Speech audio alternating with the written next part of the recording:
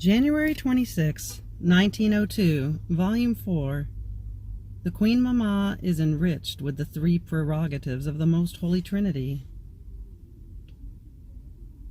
This morning, while I was in my usual state, I saw an endless light before me, and I comprehended that in that light dwelled the Most Holy Trinity. I also saw the Queen Mama before that light. She was all absorbed in the Most Holy Trinity, and she absorbed all three divine persons within herself in such a way as to be enriched with the three prerogatives of the Sacrosanct Trinity, which are power, wisdom, and charity. And just as God loves mankind as part of himself, and as a particle that came out of him, and he ardently desires that this part of himself return into himself, so does the Queen Mama, by participating in this, love mankind with passionate love. Now, while comprehending this, I saw the confessor, and I prayed the Most Holy Virgin to intercede with the Most Holy Trinity for him.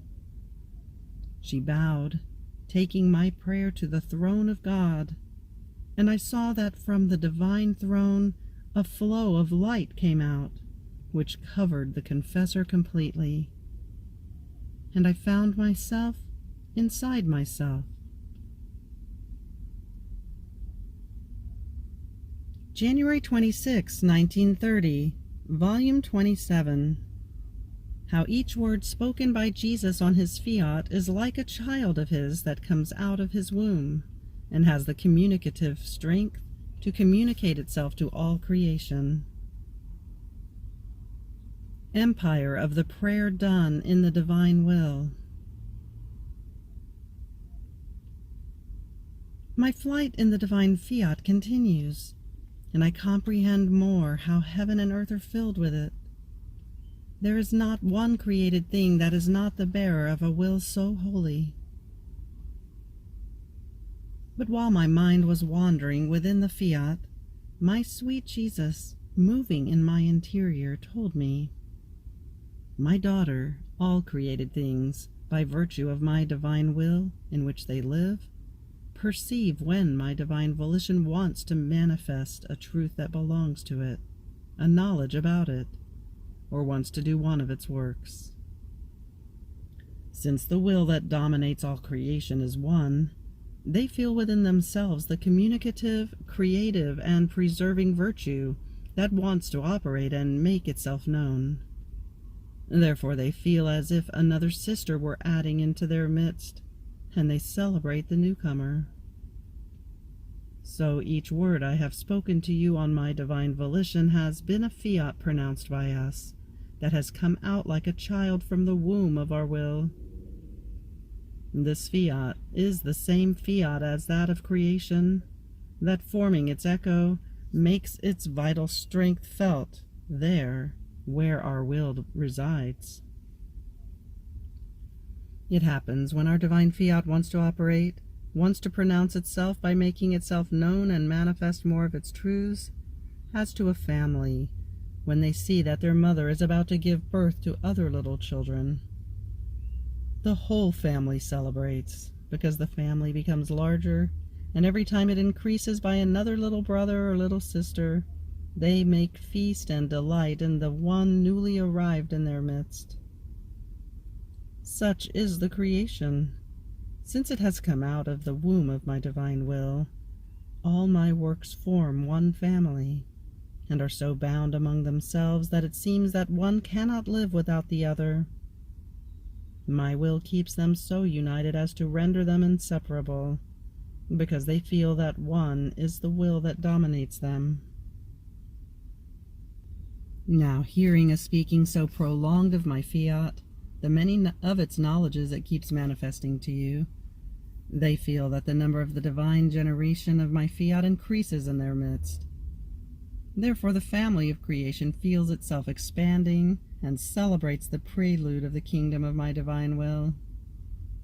Therefore, when I speak to you of my Fiat, and it pronounces itself by manifesting itself, the heavens reverently lower themselves to receive the new birth and its child into their midst, to pay him honors and to celebrate the newcomer. My daughter, when my divine will wants to pronounce itself, it extends everywhere and makes its echo and its creative strength felt in all things in which it reigns. After this, I continued to pray, so that blessed Jesus would hasten in making the so longed-for kingdom of the divine will come upon earth. And my beloved Jesus, as though wounded by such a prayer, for he himself so much longed to see the triumph of the divine will upon earth, told me, "My daughter, the prayers done in my divine volition to obtain the advent of its kingdom upon earth hold a great empire over God. God himself cannot rid himself of it, nor can he not grant it. In fact, as the creature prays in my divine fiat, we feel the strength of our will that prays with its empire, with its immensity. It extends everywhere, and embracing the universal strength, the prayer extends everywhere, in such a way that we feel surrounded from all sides. We feel our own will praying within us, and from prayer it changes into command and says, "I want." And as it rules over our divine being with its sweet empire, we say, "We want." Therefore, the prayers done in our divine fiat can be called decisions, commands, that carry the signed deed of what is wanted. And if what is wanted cannot be seen instantly, it is because we are disposing the secondary causes so as to let what we have decided to give come out of us. Therefore, it is not to be put in doubt that sooner or later one will see descend from heaven what, with decision, has been granted to him. Therefore, continue the prayers in our fiat, prayers that move heaven and earth, and even God himself, if you love to see my kingdom upon earth, and I will pray together with you in order to obtain the intent. More so, since the ultimate purpose of creation is precisely this, that our divine will was to reign on earth as it does in heaven. End of January 26th.